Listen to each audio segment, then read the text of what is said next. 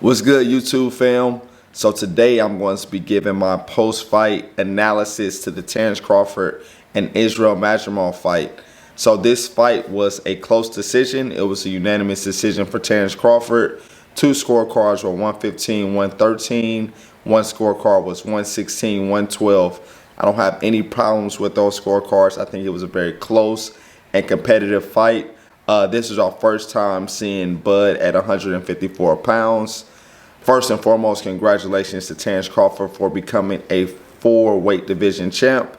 He got a belt at 154 last night. Now, as far as how the fight went, again, I thought it was a very competitive fight. I thought Israel Madrimov showed very, very good IQ and patience in the ring.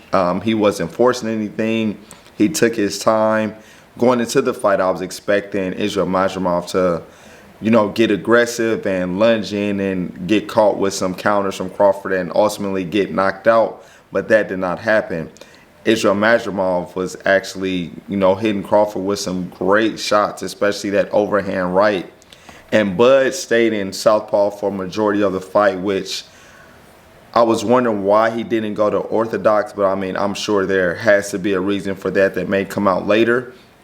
But it's just the fact that he was getting caught with that overhand right, and I knew from, going to that orthodox stance, he wouldn't be as susceptible to that. But maybe he also didn't want Madrimov to be able to start getting off that jab. So, I'm not sure there, but now we're seeing Bud up against bigger guys. At 147, he knocked everyone out. His first fight at 154, he goes to the decision. Yes, Israel Madrimov has a very decorated amateur career, but he is 10-0-1 as a professional fighter. So there are going to be other guys at 154 that are bigger than Madrimov. I don't know if they'll be as athletic or as strong, but now Bud is going up against some bigger guys, and it showed last night. So he was hitting Israel Madrimov with some great shots. And a couple times when I thought Madrimov was hurt, I saw him breathing out of his mouth. I'm like, oh, Bud's going to get him out of here. Like he wasn't able to apply that kill switch like he normally does. Like, because he would, apply the pressure, throw shots. But Madrimov would be right there, firing back, throwing that overhand, and right in there going to war with Terence Crawford, fighting in a phone booth if necessary, which normally when we see that happen with Terence Crawford, he eventually gets his opponent out of there. Again, he knocked out everyone at 147 pounds. So I think Bud is going to be a unified champ at 154 pounds, but it's going to be work.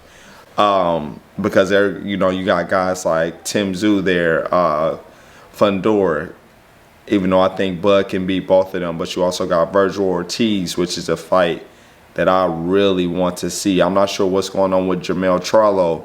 I know there were some things going on outside the ring with him, but this is where we focus straight on boxing. I would still love to see a Bud and Jermell Charlo fight. So Bud has some tough tests here at 154 pounds. Now, as far as the outlook of a Bud and Canelo fight at 168 pounds, which there's been talks about that because Bud says he wants that fight, but they make weight classes for a reason. I don't think there's any chance Terence Crawford can beat Canelo Alvarez strictly because of the size advantage Canelo has. And skill-wise, Canelo is extremely skilled as well. But I do think Bud is a better boxer than Canelo. But at 168 pounds, I think Canelo knocks Bud out. Because the shots that Madrimov was hitting Bud with, at 168 pounds, that I think that would just put Bud down. Like, get hit with those shots from Canelo would be a different ball game because Canelo fights guys that are way bigger than Bud just naturally. So that's what I think as far as the outlook for Bud. I think he can unify at 154 pounds, which would be absolutely legendary. If he became undisputed at 154, that would be legendary. you know, but for money purposes, I mean, you can't turn down the Canelo fight. But prior to this fight, I was saying, because initially I was like, that fight doesn't make sense. They make weight classes for a reason. And then the more time I had to think about it, more I heard people talking about it. I'm like, maybe that would be a good fight until Canelo stops Bud late. But now I don't even know if that would be a very competitive fight once Canelo turned the gas on. Just because he'll be able to, if Madrimov was able to, you know, take those shots and survive, Canelo will be able to take whatever Bud has to throw, and he'll be right there in the phone booth banging and throwing hellacious hooks to the body and to the head. But that's my thoughts on a future Bud and Canelo fight. So the question is, who should Bud fight next? So I know Virgil Ortiz fights next weekend. Assuming he comes out victorious from that, I would love to see that fight. Bud said we're not going to see him fight Spence again. So regardless of what happens with Spence and Fedor, like I want Spence to win a fight, but I don't even know what's up with that fight. If that's happening, I would love Bud to be able to get a shot at Fedor if Spence doesn't fight him, or if Bud can get a fight at the winner of that. And then I also would like to see like Bud and Charlo just because of the history.